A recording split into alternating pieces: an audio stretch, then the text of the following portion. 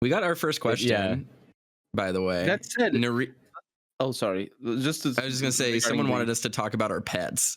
Do we all have pets or no? I don't have pets anymore. I moved. Colonel's only pet is the job. That started very ominous at first. Yeah, that was dark. I don't have pets anymore because I moved. Like last week. And he's a very, very lazy cat. It's the laziest of cats that I've ever seen. That's bullshit, dude. I'm looking at a cat right now that's literally laying in like a filing cabinet in the sun. Like, how more anti-work can you be? My cat is also just in a cat bed behind me. I have two cats. I have one, a white and gray barn cat that has been converted into, I mean, he was like a barn cat when he was like very little. He was like feral. But then we adopted him. And he corrupted Goofy. Him. Yeah, now he's ruined lazy. His work ethic. He's fucking huge. He is a huge cat. I don't necessarily mean like he's fat. He's not really. He's just long. No, he's tank. He's like a tanky cat. Yeah. He's a very, very big cat. When I pick him up, I just need 3 damaged cats and a support cat. Yeah, I need 3 damaged cats. I need a rogue cat. And then I have a black cat as well, who is inversely extraordinarily tiny, and her name is Ripley. She's very cute. Oh, but yeah. So I have a. So, can imagine. Yeah. I have an 18-pound fucking 4-foot long barn cat, and then 18 pounds. That's enormous. It sounds really big because you think when you say, oh yeah, I have like an 18-pound cat. It makes you think that he's like big and chunky. He's not. He's just really, really just large. Muscle. Like, yeah, it's not even muscle. It's just like his proportions are bigger than the other cat. So Ripley is like a small, like 9 to 10 pounds. Looks like a little cat that you would like, a little black cat, like Salem from Sabrina the Teenage Witch. That's what she looks like. But then Goofy is like, if you took the like character scale slider in Dark Souls and just like moved it all the way up, where his head is like 3 times the size of her head, like his skull is 3 times the size of her skull. If you told me he was like part lynx, I would believe you. He is as big as like a Maine Coon cat without being a Maine Coon. He is huge. And when I pick him up and I hold him underneath his arms at like my face level, the tips of his feet touch my knees. He is huge. He is a gigantic cat. So kind of cool. But those are my pets. My old cat is black as well, but he's not that big. He's lazy though, in the sense that he eats laying down. He doesn't like eating standing up. He just lays down to eat. And he just lays down everywhere. He walks to the next place where he's gonna lay down, and that's it.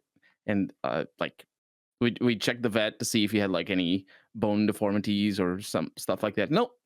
Totally normal cat. And just loves laying down. Just lazy as fuck. Yeah. Keith, you technically live in a house with a lot of pets. They're just not your pets. I have 0 pets. I do not want pets. I like pets. He has no responsibility, but still somehow has a lot of responsibility for pets. I don't. Yeah. I don't. I think I at least need to get to a spot where I'm like consistently cooking for myself before I think about like other pets.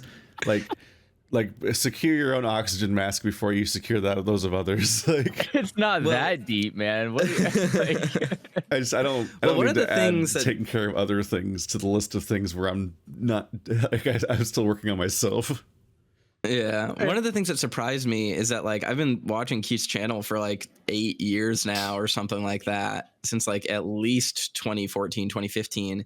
And when I went to his house, there are fucking 4 dogs in the living room or something, and I was like, you have dogs? How do I not hear these animals in your recordings? Like, you think with like 8 years of footage, I'd hear one bark. There's a dog in the room next to your room right now. And you're like, yeah, we have like 8 pets in this house. Like, Stephanie's got like all sorts of bugs and fish and a Stephanie snake and dogs. Ever, Kiki's in the room with us every time. Yeah, it's always a mention about Kiki. Yeah, we often talk about Kiki because she'll every now and then she'll get excited in the middle of a recording and think that and want something else to happen, and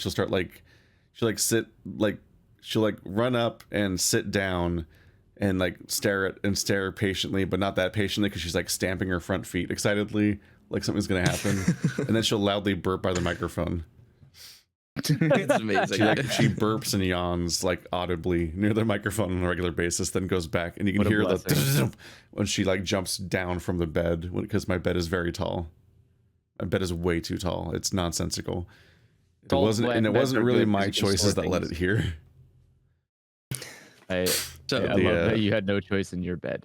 No, because gifts happen at you, and then you're a bad person if you. To be fair, bed shopping is like a pretty big thing. I reference the line in Fight Club, which is like a really weird part of Fight Club to fixate on, but like in the very beginning of Fight Club, there's a moment where a character is like, you live out of the IKEA catalog and you tell yourself, okay, I bought this couch. Now I don't need to worry about this couch ever again. If anything else happens, I have the couch situation squared away, right? And like that's what buying furniture is like. So when you go to buy a bed, you tell yourself it's going to be a really simple process. You're like, all right, I just get I get a box spring and get a mattress, get like a platform to put it on. We're good. But then you like think about that and you're like, oh man, like buying a bed is like committing to like 8 years of having this bed. Like it is not a purchase that you do lightly, and it is very expensive. So I get it. I get not buying a new bed if you don't have to. So I feel like an insane person. I don't put that much thought into it at all. I just say, hey, this one doesn't hurt when I lay on it. Okay, bye. No, I either overthink everything in every choice so much that I'm paralyzed by inaction, or I just immediately make a call and power through any of my doubts and probably power through several warnings people give me about why this is a bad idea, and then just keep doing it and then just finish the thing, and then I just live with the consequences of what I've done. And very much so, when I moved here, I literally just went to the first mattress store I could find and just bought a bed. Oh, like just on the spot. That's me buying a bed was like a multi-week long process. Twin XL. They didn't have a twin XL anywhere, so I also got stuck with a twin, so I'm taller than my bed. Yeah, Keith is also tall, so he needs a longer bed. Wait a second. No, okay. First of all, that is at least the fucking bare minimum. You need a bed that fits you. That it doesn't matter how comfortable it is. It needs to fucking fit you. That's what powering through does, though. You powered through 190. I've explained my process. I don't know. I feel like I've left nothing for imagination. What? Yeah. Go to a mattress store, lay on the bed, and make sure it fits you. That's it. That's all you have to do. It was also really uncomfortable for like 6 months because I had to just like trust the idea that, oh yeah, this memory foam thing totally like breaks in eventually. It'll totally be comfortable one day, which is its own thing. No, it's the other way around. Memory foam is uncomfortable at the beginning and then it gets worse. So if it's not comfortable at the begining, it's not gonna get better. Well, maybe, I don't know. People's backs are different. Yeah, but then I was gifted a homemade bed, a homemade frame stand, whatever you call it, for the bed. That doesn't fit it, so it doesn't. So it's not it's not the right size for it. But but it's a gift, so I get to prominently keep using it, or else. So then. I then dealt with some kind of sleeping problems for 6 months after that, where it was like sag in the middle because it's like it's held up on the sides, but it sags in the middle, and it's not the right shape to fit in the slot because it's the frame was made too small for the mattress. So if you ever move, I'm gonna take you bed shopping. I then bought. Thank God, dude. Seriously. Fuck. So then to fix this problem, I bought a bed frame. A box spring to go between the frame and the mattress to then at least finally level it out, which is the only discernible purpose I can even think of for I don't understand what a box spring does. It seems stupid and pointless, and like it doesn't serve anything. I don't even know what a box spring is. Wait a second. Hold on. You cannot say it seems stupid and pointless when you don't even spend enough time to get a fucking bed that fits you. Like, what are you talking about? Don't come here and give your passing judgments here. You don't even know how the bed works. You add another brick under the bed, and there's more now. No, and like, why was this for? Support. The idea is that the bed didn't have that. My bed is like a foot thick. It does not need more support. Okay, because you chose a bed that's a foot thick. Yeah. Some people don't choose beds that are a foot thick. So at the beginning of this process, I was sleeping on the ground, by which I mean like the bed was on the ground, and I was happy with that, honestly. Like, that was fine. It was fine to just have the mattress on the floor and just hang out there. I did not need. You know what's great about putting a mattress on the floor is that instead of a bed frame, you can get a box spring, and that would compensate for the need for one, because at least then you have a way to raise the bed off the ground. The bed was fine on the ground. So one of the things here, though, and it was cute. It was on the ground, so all 4 dogs would just kind of run over and just lay on the bed. And I'm like, oh, all the dogs are sleeping in my room because I'm the best person. I have the best bed. Keep saying his sleep is won at dogs. Yeah. There's a lot to unpack here. This is. Keith saying his sleep is terrible is really recontextualized. Please help this man. It makes a lot more sense now. The changes to my bed did not correlate with the changes to my sleep. No. But nowadays the bed is now so tall between the custom frame thing and the box spring and the mattress being a foot tall that like it is comedically large. Stephanie is like poor Kiki is getting old. Like, is she gonna hurt herself eventually on this thing? But she so confidently continues to jump all the way up and all the way down. I don't know how she's never realized she could jump the fences we have throughout the house, because she doesn't respect them. I guess we're still talking about. I haven't talked about the pets yet, so we'll do that. But like with Kiki, she's like I think she's like a terrier and is it bulldog mix? No, she looks like a terrier bulldog. Yeah. Pit bull, that other one. She's like a terrier pit bull mix. So she's jacked. She's just a jacked, feisty, energetic little nightmare dog. She's great. She's perfect. She's an idiot. Right. She's so stupid.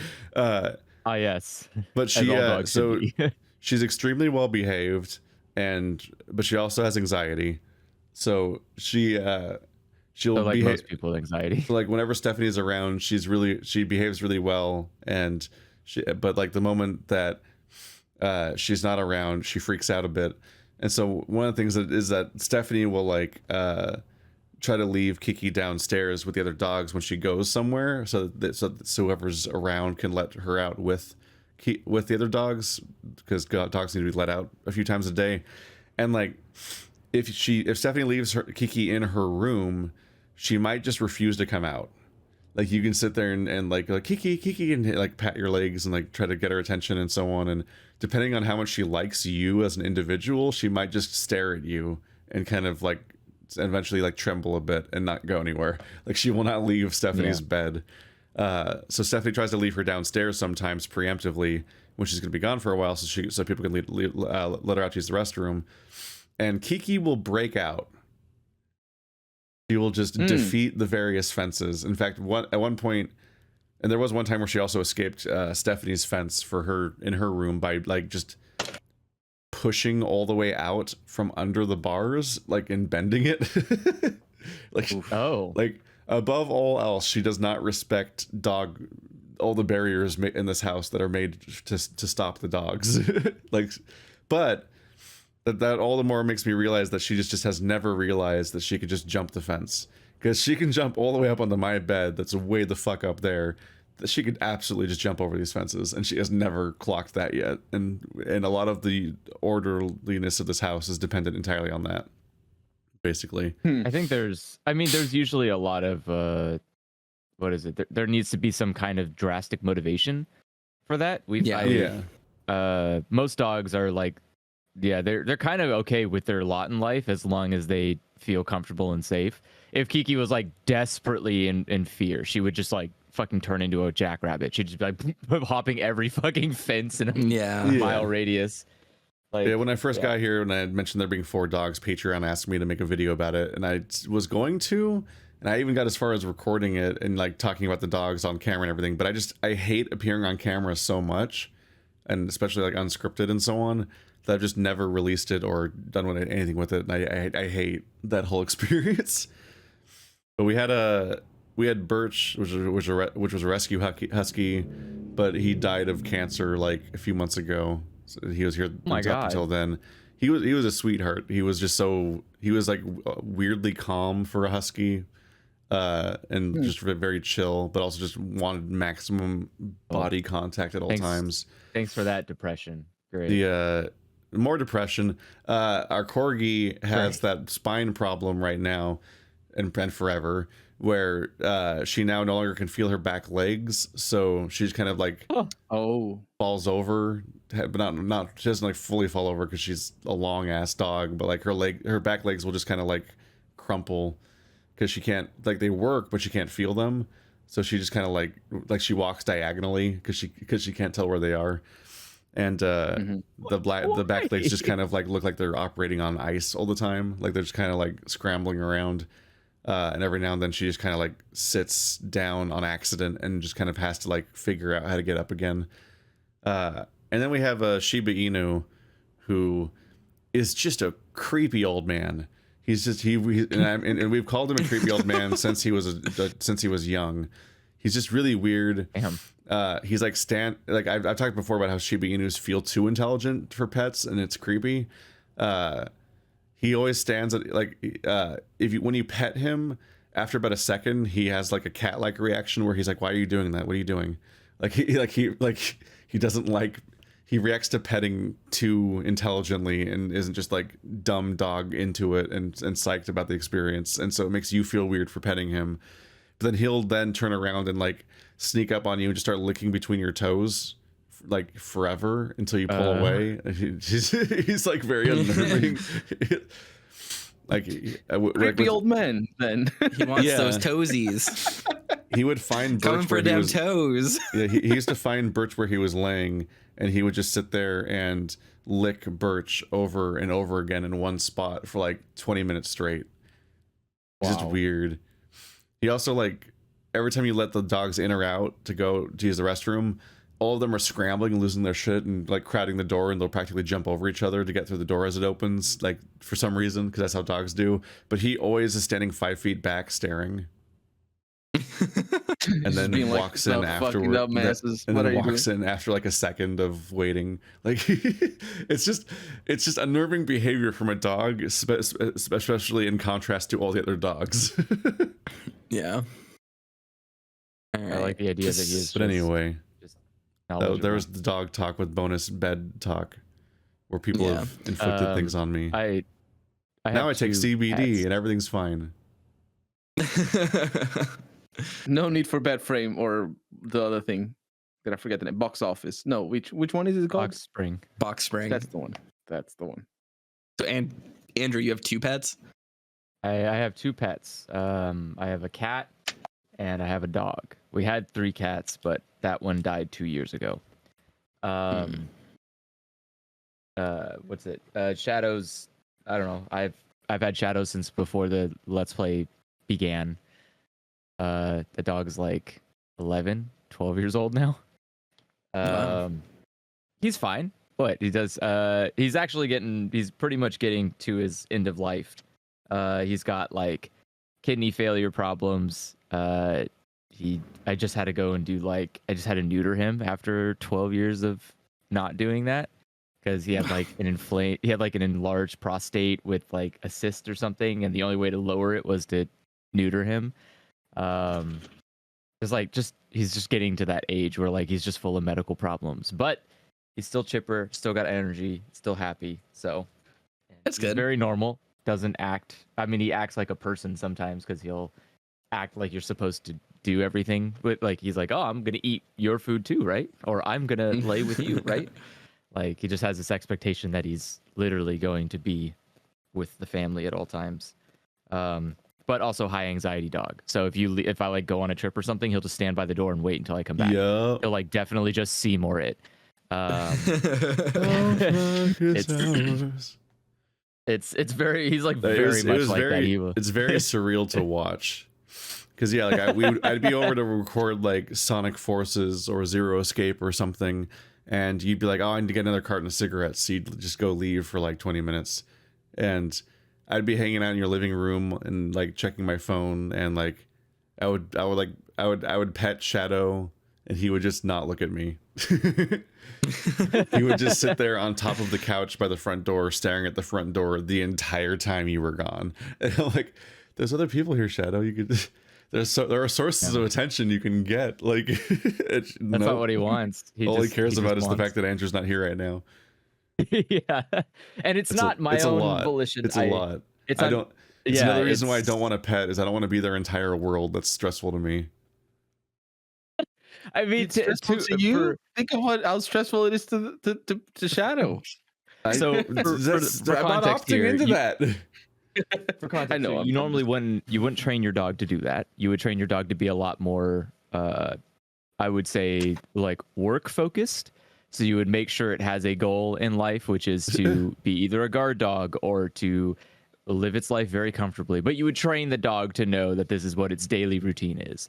I did not do that because this is not my dog. It is a inherited dog.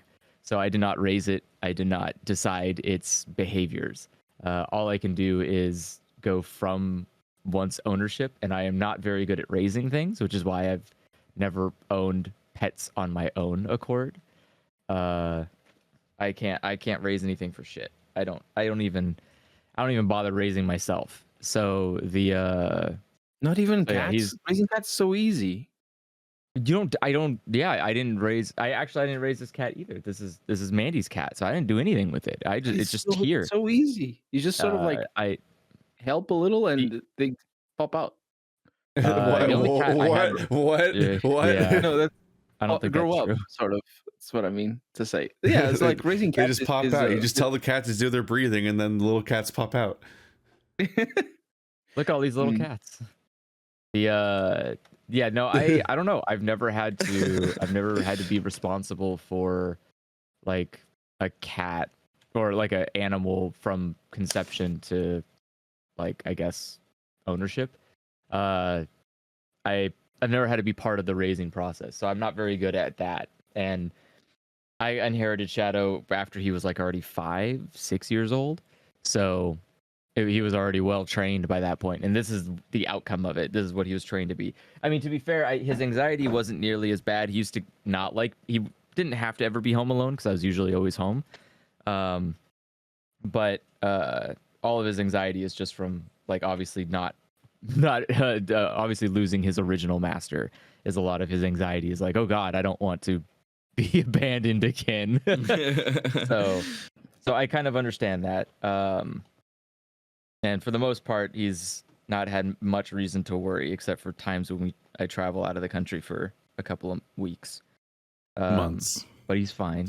No, I mean, okay, so Dubai was a long time. Dubai was rough for him.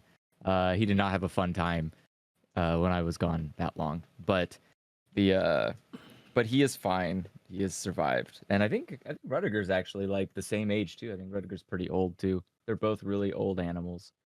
But neither of them are. What do you want? I know we're talking about you.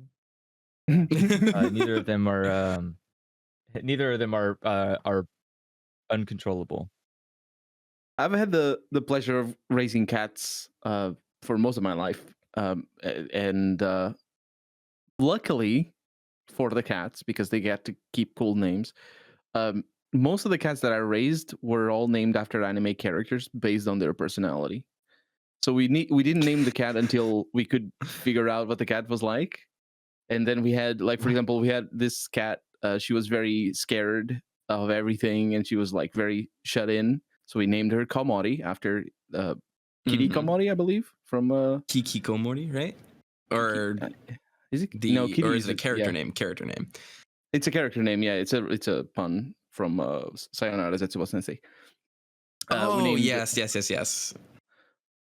We had this cat who was he thought he was the coolest cat in the world. Like at the age of 3 weeks, he thought, we could tell that cat was like, he's here to he's the bee's knees. So we named him Shimon after Shimon from Tengen Toppa Gurren Lagann, because Shimo is the coolest.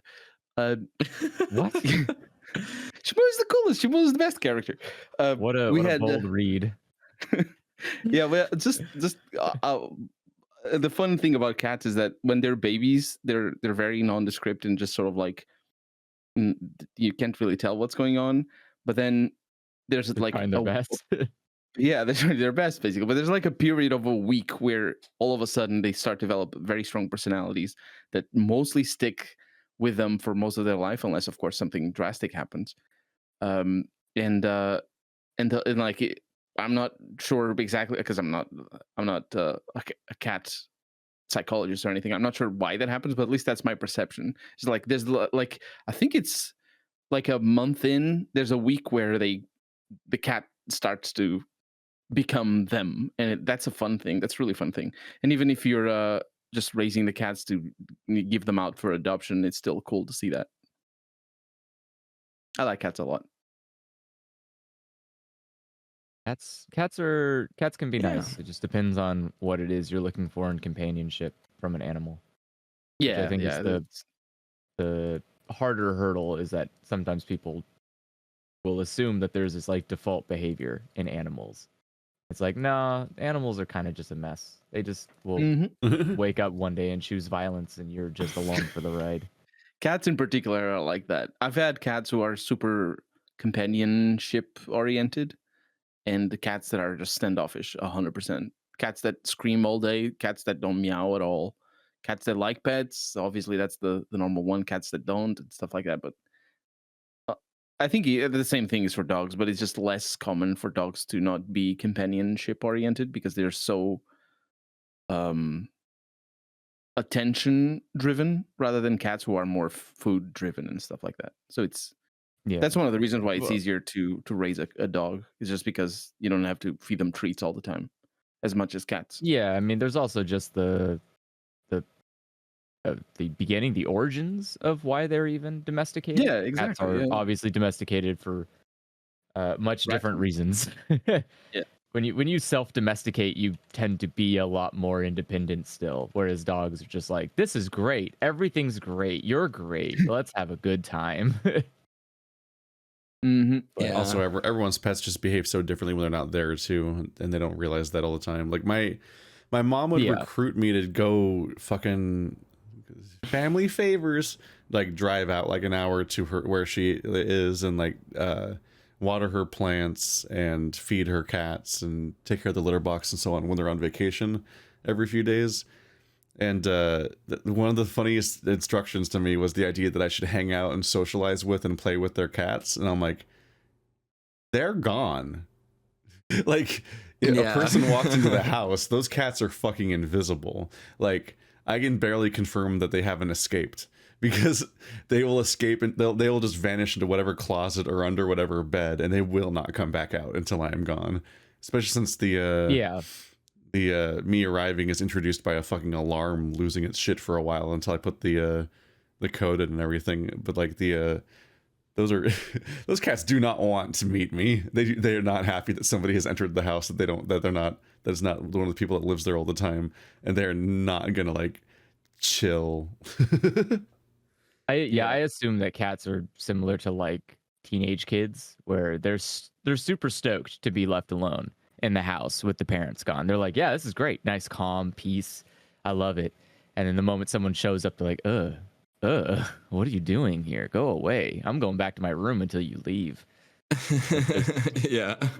Like, definitely not I don't know. I've seen that too with Mandy's parents have like a cat that I guess they have. I've seen it once. I don't really know if it's real or not. Like, it just lives in their bedroom and it hides anytime there's anybody else in the house besides the parents. That's what Ripley's like. She doesn't like other people, but Goofy will talk to people. He'll come out. He'll be like, hey, what's up? You know, he'll have like a conversation with me. But Ripley is just like, the second someone else walks in the house, she's like, I'm going under the bed. See ya later. Yeah. Like Rudiger will just walk out to you and just yell at you and be like, I can't believe you're here and you're not touching me. It's like, oh, okay, I'm sorry. But yeah, like I don't know. Cats are weird, man. Cats like have, I feel like, a lot more extreme personalities than dogs do. Dogs tend to just be there's always love somewhere, but I don't trust that with a cat. Yeah. No. Yeah. It's a very different kind of the way they show their affection is very different. So it's if you don't know the cat personally, you can tell. You cannot tell. Yeah. The cat might be stoked to see a stranger, and it's just you wouldn't be able to tell.